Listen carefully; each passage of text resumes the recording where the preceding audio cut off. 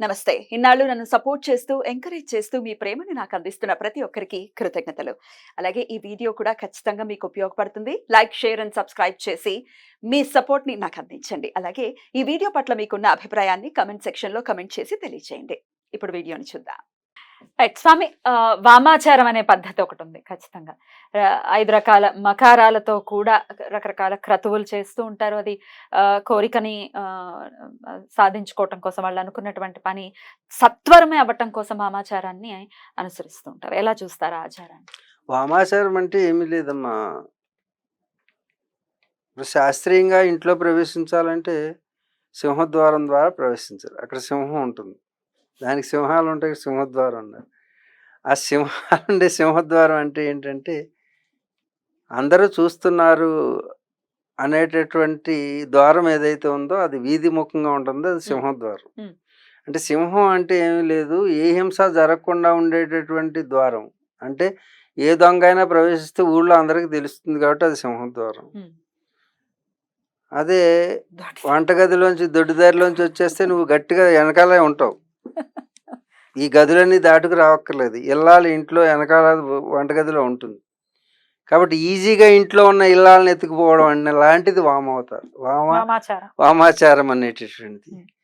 కాకపోతే అలా ఆ పని మంచిదేనా అంటే నీకు సత్వరమే ఫలం లభించవచ్చు కానీ తద్వారా నీకు జరిగేటువంటి నష్టం అపారంగా ఉంటుంది అని ఈ వామాచారం ద్వారా చేసేటటువంటి వారికి తాత్కాలికమైనటువంటి ఉపశమనం లభించవచ్చు, ఫలితం లభించవచ్చేమో కానీ శాశ్వతమైనటువంటి దుఃఖం సంప్రాప్తిస్తుంది. అందుకు వామాచారం అనేటటువంటిది ఇది కూడా వేదంలో అంటే మనకి తంత్రంలో ఉన్నటువంటి భాగమే. అంటే దీన్ని కూడా వేదమే అని చెప్పవచ్చు, కానీ ఆమోదయోగ్యం కాదు. మీరు ఎప్పుడైనా సరే ఎమర్జెన్సీలో ఏదైనా చిన్న పని కావాలంటే దొడ్లోంచి వెళ్ళిపోవచ్చు, కానీ అది ఒక ఏంటి పారంపరికంగా రాకూడదు, అదే పనిగా దాన్ని అనుసరిస్తూ చేయకూడదు. ఇప్పుడు ఏదైనా ప్రాణాపాయ పరిస్థితుల్లో ఉన్నాడు, ఇప్పుడు చేతికి వచ్చినటువంటి కొడుకు పోయేటటువంటి పరిస్థితి ఉన్నప్పుడు వామాచారం అప్పటికప్పుడు టెక్నిక్ గా ఉపయోగించుకోవచ్చు.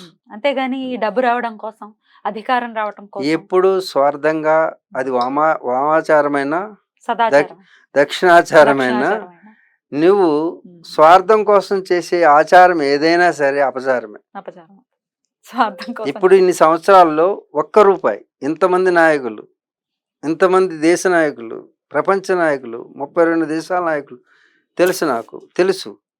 ₹1 కూడా ఇప్పుడు వాళ్ళ కోసం చేసినటువంటి ప్రతి పూజ, ప్రతి ఇది కూడా ₹1 తీసుకోమన్నానని ఒక నాయకుడి చేత చెప్పించు,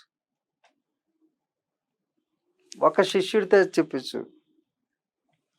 ఎవరింటి దగ్గర ఇంత భోజనం చేశానని కూడా నిరూపించలేవు. నన్ను మాత్రం, మిగతా వాళ్ళ సంగతి నాకు తెలియదు ఏం చేశారు. నా గురించి నాకు తెలుసు కాబట్టి నేను చెప్పగలను. పోషణ ఎలా జరుగుతుంది? నా పోషణకి చిన్నప్పుడే నేనేం చేశాను, నేను చిన్నప్పుడే 30 సంవత్సరాలు టార్గెట్ పెట్టుకున్నాను. అంటే దీంట్లో ఉంటూనే నా కష్టార్జితమే నేను తినాలి అని ఒక 30 సంవత్సరాల్లో నేను ఇల్లు కట్టుకోవాలి. అది ఆశ్రమం కాదు, ఆశ్రమం నాకొద్దు. గవర్నమెంట్ 3 ఎకరాలు, 4 ఎకరాలు, 10 ఎకరాలు ఇస్తానని అన్ని గవర్నమెంట్లు అన్నీ ఎప్పుడు తీసుకోలేదు. ఎందుకంటే నేను కాపలాదారిని కాదలుచుకోలేదు. ఏంటి ఆశ్రమాలు నాకొద్దన్న, అందుకే ఆశ్రమాలు నాకొద్దు, ఆశ్రమాలు వద్దు, నా ఇల్లు నాకు కావాలి. అందుకు నా కష్టార్జితంతో ఒక ఇల్లు కట్టుకున్నాను. అది కూడా సముద్రానికి ఎదురుగా కట్టుకున్నాం 30 సంవత్సరం. అలాగే నా జీవితానికి సరిపడినటువంటి డబ్బులు నేనే సంపాదించుకోవాలి. మా నాన్నగారు చిన్నప్పుడు వారం మా ఊర్లో సంత జరిగేది, వారానికి ఒక రోజు సంత జరిగితే 10 పైసలు ఇచ్చేవారు అందరికి, పిల్లలకి 10 పైసలకి చాలా వచ్చి కొనుక్కోడానికి. ఆ 10 పైసలు కూడా మా నాన్నగారిదిగా పక్కన పెట్టేవాడిని. నేను మా నాన్నగారు ఆస్తిని ఏం తీసుకోలేదు. మేము ఆస్తిపరులో అంటే జమీందారు వంశంలో పుట్టిన మా నాన్నగారి ఆస్తి మేము తీసుకోలేదు. ఈనాటికి నేను వాడలేదు. నా కష్టార్జితమే నేను తింటాను. ఎలా సంపాదించారు మరి స్వామి? అదే నాకు కన్స్ట్రక్షన్ అంటే ఇష్టం. మీ జీవితం కూలిపోయిందంటే దాన్ని కన్స్ట్రక్ట్ చేస్తా. ఒక ఇల్లు బాగోలేదంటే కన్స్ట్రక్ట్ చేస్తా. ఒక మాలపల్లి చిన్నప్పుడు మాలపల్లిలో పిల్లలు బాగోపోతే మా మంగళవాడి చేత క్రాఫ్ వేయించి వాళ్ళు ముట్టుకోవడానికి కూడా ఉండేది కదా ఆ రోజుల్లో. అంత దూరంగా పెట్టేవారు. ఆడికి చీముడు కడిగేసి శుభ్రంగా వాడిని చేసి మా మంగళవాడు ముట్టుకోనంటే వాడి చేత కటింగ్ చేయించి నా బట్టలు వేసి వాడిని అందంగా చూసి ఫోటో తీసుకుని. అంటే నాకు ఆ ఇష్టం అన్నమాట, కన్స్ట్రక్షన్ ఇష్టం. ఎలాంటి డిస్ట్రక్షన్ నేను సహించలేను. అలాగే ఆ దాన్నే ఉపయోగించి నాకు ఇష్టమైన సబ్జెక్ట్ని ఉపయోగించి నేను ఎక్స్ట్రాక్ట్ చేసి ధార్మికంగా ఎక్స్ట్రాక్ట్ చేసిందే సరిపోయింది నాకు. దాంతోనే ఇంకా అదే కాదు, నేను ఎడ్యుకేషన్ నేను అన్ని చోట్ల చదివాను. ఎడ్యుకేషన్ నేను పీజీ చేశాను, సాంస్క్రిట్ చేశాను, ఫిలాసఫీ చేశాను. నా చదువులు ఆగలేదు. పంజాబ్లో ఎన్ఐఎస్లో చేశాను, నేషనల్ ఇన్స్టిట్యూట్ ఆఫ్ స్పోర్ట్స్. అన్ని చదువులు మ్యాక్సిమం చదువులు ఎన్ని ఉన్నాయో అన్ని చూసుకున్నాను. మామూలు చదువులు కూడా చదివాను. ఇంకా పూర్వాశ్రమం గురించి మాట్లాడుకుంటే గృహస్థలోకి వెళ్ళటం ఇట్లాంటివి ఏమీ ఎందుకు లేదు? గృహస్థాశ్రమం, సౌరపీఠం అంటేనే గృహస్థాశ్రమం. సహధర్మచారిణి, భార్య కాదు, పెళ్ళం కాదు. నాకున్నది పెళ్ళం కాదు, భార్య కాదు, సహధర్మచారిణి. పిల్లలు పూషన్ రోషన్ మాతాజీలు. పూషన్ మాతాజీ, రోషన్ మాతాజీ. ఇంకిప్పుడు పూర్తిగా సన్యాసాశ్రమమా లేకపోతే ఇంకా?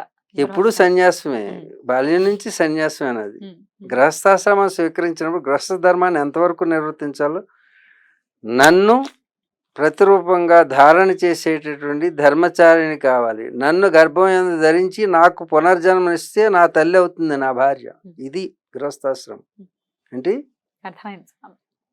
అప్పుడు నా తల్లిగా మారుతుంది. అంతేగాని అది నాకు జన్మనివ్వడానికి, తల్లిగా మారడానికి భార్య అయింది అంతే. సహధర్మచారిణి అయింది, అందుకే భార్య కాదు, పెళ్ళం కాదు. స్వామి, ధనం మూలం ఇదం జగత్ అందరికి తెలిసిందే. ఇది ధనం చుట్టూనే యావత్ ప్రపంచం కూడా పరుగులు తీస్తూనే ఉంటుంది. అయితే ఈ ధనం లేక ఇబ్బంది పడుతున్న వాళ్ళ సంఖ్య అంతకంతకు పెరుగుతూనే ఉంది. ఎవరిని కదిలిచ్చినా డబ్బు ఉన్నవాడికి ఆర్థిక పరమైన సమస్యలే, డబ్బు లేని వాడికి ఎటు తిరిగి ఆర్థిక పరమైన సమస్యలే. మిడిల్ క్లాస్ వాళ్ళు కూడా ఇలాగే ఉన్నారు. ఎందుకు ఇంత ధనం చుట్టూ తిరుగుతూ ఉన్నాము? ఎందుకు ఇంత సమస్యలు వస్తున్నాయి ఆర్థికంగా? ఇప్పుడు ధనం కావాలంటున్నారు అందరూ. ఫోన్లోనే మార్చుకుంటున్నట్టున్నారు. డిజిటల్ మనీ, అది కూడా మనీ నెంబర్లు వేసుకుంటున్నారు అంతే. ధనం లేదు. ఇదివరకు అంటే ధనం ఉంది. ఓకే, ధనం మూలం ఇదం జగత్. ఇదం జగత్తులో జగత్ అంటే జాయతే గచ్చతే జగత్. అది పుడుతుంది, పోతుంది.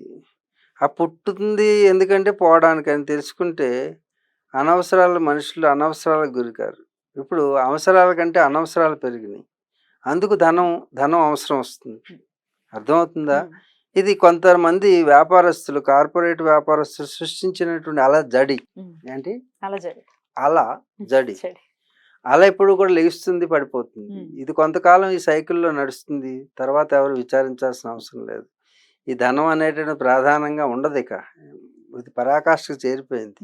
లేనటువంటి మనిషి పుట్టి మనీషిగా మారిపోయాడు.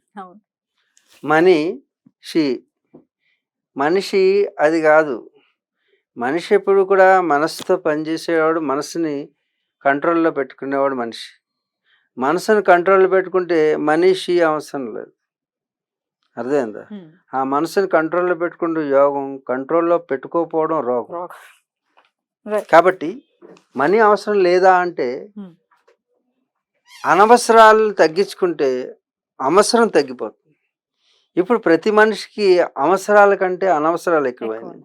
ప్రకృతి ముఖ్యమైన అవసరాలన్నింటినీ కూడా ఉచితంగా ఇచ్చింది. ఊపిరిని కొనగలవా నువ్వు? ఉచ్ఛ్వాస నిశ్వాసాలని. ఇది ఎంత విలువైంది? అది ఊరికనే ఇచ్చాడు. నీకు ఈ వేడి చల్లదనాన్ని ఊరికనే ఇచ్చాడు. నీరుని తాగడానికి ఊరికనే ఇచ్చాడు. నేలని పంటలు పండించడానికి ఊరికనే ఇచ్చాడు. ఆకాశాన్ని, గాలిని ఇచ్చాడు. ఈ ఐదిటిని వెనక్కి తీసుకున్నాడంటే ఈ ధనం ఎక్కడికి వెళ్తుంది? అవన్నీ నమ్ముకోవడానికి బదులు అమ్ముకోవడం మొదలుపెట్టాడు మనిషి. కాబట్టి ధనం యొక్క అవసరం ఎక్కువైంది. మితంగా ఉన్నప్పుడు నీ అవసరాలు ఇప్పుడు మేము ఉన్నాం హిమాలయాల్లో ప్రకృతిలో ఉన్న వాటినే ఉపయోగించుకుంటున్నాం, మాకు దానం అవసరం లేదు. Hmm. కానీ ఇదం జగత్ అన్నారు కాబట్టి ఈ జగత్తులో అంటే ఈ మనుషులు సంచరించే జగత్తులో మాత్రం ధనం అవసరం. ఎందుకు? వాళ్ళకి అనవసరాలు ఎక్కువ ఉన్నాయి కాబట్టి. కానీ మాలాంటి వాళ్ళకి అక్కర్లేదు. అక్కర్లేదు. అధిగమించడం ఎట్లా మరి సమస్యని? మనం మితంగా ఉండడమే. అనవసరం. ఇప్పుడు అనవసరాలు. సమాజంలో ఏమైపోయిందంటే బ్రాండెడ్ పేరుతో బ్యాండ్ వేయించుకుంటున్నారు. ఆ బ్రాండ్ వాడితేనే గాని సమాజంలో మనల్ని గుర్తించరు అనేటువంటి ఒక భ్రమ. అపోహలో. ఈ యొక్క అపోహను తొలగించుకుని ప్రతి ఒక్కరూ కప్పుకుంటానికి వస్త్రమని, కూడు గూడు గుడ్డ అన్నారు. రోటీ కపడా ఔర్ మకాన్ అని హిందీలో అంటారు. కానీ మన ప్రాధాన్యత సబబు రోటీ కపడా మకాన్ కాదు, కూడు గూడు, గుడ్డ తర్వాత. కానీ ఇప్పుడు గుడ్డ కూడు గూడుకు వచ్చారు, రివర్స్లో వచ్చారు. ముందు ఎవడన్నా సరే బ్రాండెడ్ బట్టలు తీసుకుని అందరికంటే గొప్పవాడుగా కనపడాలనుకుంటున్నారు. బట్టలకు పెట్టింది నువ్వు గనక సరిగ్గా పొదుపు చేస్తే ఇల్లు అయిపోతుంది. ఇంటికంటే బట్టలకు ప్రాధాన్యత ఇస్తున్నారు, తర్వాత భోజనానికి, తర్వాత ఇంటికి ఇస్తున్నారు. నో, ప్రాధాన్యత క్రమంలో కూడు గూడు గుడ్డ. కాబట్టి ఈ మూడింటిని సరిగ్గా ఆలోచించి తల దాచుకుంటానికి గూడు, పొల్లు కప్పుకోవడానికి గుడ్డ, ఈ రెండు ముఖ్యం. ఇవి మించి అవసరాలు లేవు మనిషికి. కాబట్టి ఆ విధంగా ఆలోచిస్తే ధనం అంత ప్రాధాన్యతని సంతరించుకోదు. ఇట్లా ప్లాన్డ్ గా ఉంటే ఖచ్చితంగా ఇబ్బంది ఉండదు. ఒక పర్సనల్ క్వశ్చన్, ఏ దైవ నామస్మరణ నిత్యం జరుగుతుంటుంది మీకు? సూర్య భగవాన్. సూర్య భగవాన్. ఆబ్వియస్లీ. ఎందుకంటే సైంటిఫిక్ అండ్ సైంటిఫిక్ వెర్షన్లకు నిలబడేటటువంటి దైవం, ప్రత్యక్షంగా కనపడే దైవం, అన్నిటినీ ఇచ్చే దైవం, అన్నిటినీ పోషించే దైవం, అన్నిటినీ లయం చేసుకునే దైవం. అంటే దైవం అంటే శక్తి. ఇక్కడ అదేంటండి ఆయన ప్లానెట్ కదా అన్నారనుకో, ప్లానెట్ కూడా కాదు, స్టార్. ఓకే, స్టార్ అన్నారనుకో, ఆ స్టార్లోను ఏమున్నాయి? ఏమున్నది? హైడ్రోజన్ ఉంది, హీలియం ఉంది. ఇవన్నిటిని కాంబినేషన్ తోటి నువ్వు ఒక గోళీ తయారు చేసి ఇక్కడ పెట్టు, అది పోషించగలదేమో చూడు. పోషించలేదు. అంటే జీవశక్తి వీటి వలన లేదు. What you are saying about the chemicals and the chemical combination of chemicals is not జీవశక్తి. It may not create the జీవం. అర్థం? Biological energy different from the physiological energy, కెమిస్ట్రికల్ ఎనర్జీ. చైనా వాళ్ళు ఒక ఆర్టిఫిషియల్ సూర్యుడిని తయారు చేయడం, తద్వారా దాని నుంచి దాని నుంచి పవర్ వస్తుంది. పవరే వేరు. అర్థం?